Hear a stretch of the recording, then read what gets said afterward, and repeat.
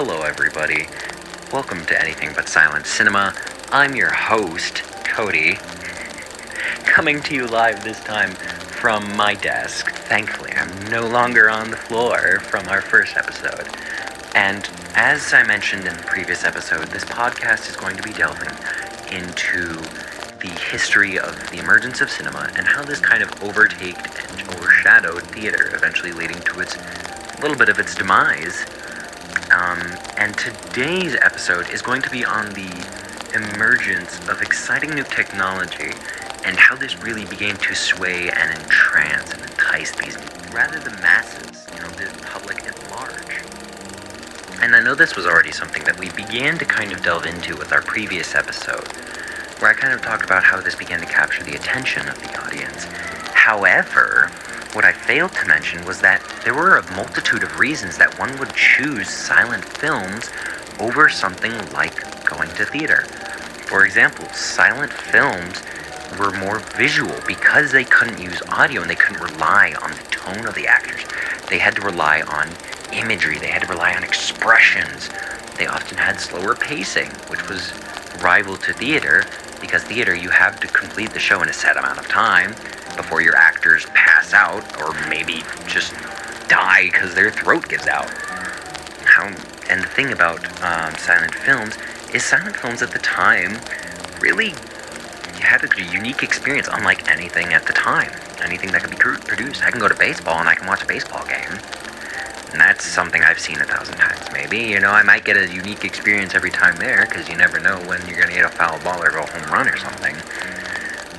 But if I go to theater, and, let's say I've already read what the theater play is going to be about, or I've already seen it, I know I'm not really going to get, a unique experience out of that. And the thing is with silent films is it also created this kind of idea of nuanced storytelling.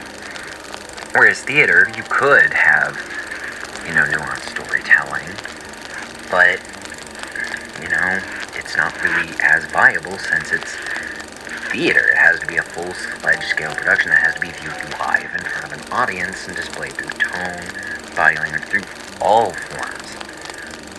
Maybe aside from smell. I don't really want to smell the iron of somebody being stabbed on stage. But don't really take my word for it. Let's ask somebody who witnessed it. I thought silent films were great. You got to see a guy step on a rake of punch, peak cinema, now? Well, Sleepy Joe, I don't remember asking for your opinion. What do you think, Obama? I think you guys should shut up, that's what. But sorry, Cody, back to you. No, you're alright, Obama. But as our 46th president said, silent films were something new that audiences could get the chance to experience and really kind of feel for themselves whether they liked it or not. And for the most part, most people did.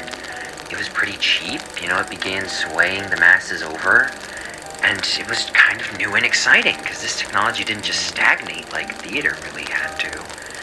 It began to evolve, and it began to change, eventually it shifted from having a person play a piano in the corner to something like a sound box playing audio of actors talking and music and sound effects. And that was something incredibly exciting. You go to the theater, you know what to expect, but when you went to this new motion picture that was coming out, you really had no idea aside from what the movie poster gave away, if that. Oftentimes it just displayed an actor and a title. It didn't really have to spell it all out like theater did. And that was something that really began drawing the masses to the films. Not to mention that theater in reality kind of began pushing away the average person.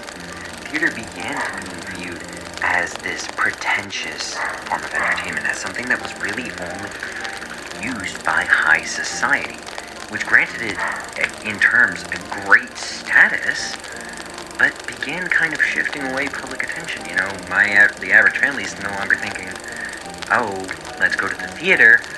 They're thinking, oh, the theater's too fancy. I'm not really a theater person. Let's just go see a new movie that came out, even if it's a silent film.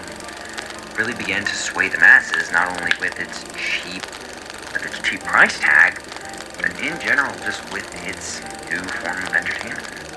But I guess to finally close out the episode, another fun fact for you guys. We all know the highest grossing film, Avatar. Avatar was released in 2009 and grossed $2.9 billion. While the highest grossing Broadway play, which was The Lion King, only grossed $1.9 billion. Honestly, something really hard to think about, and kind of proves my point that even some of the best Broadway productions never really made as much as the highest grossing films. But I've been Cody with this Anything But Silent Cinema podcast. Thank you all for listening, and I hope you all have a wonderful rest of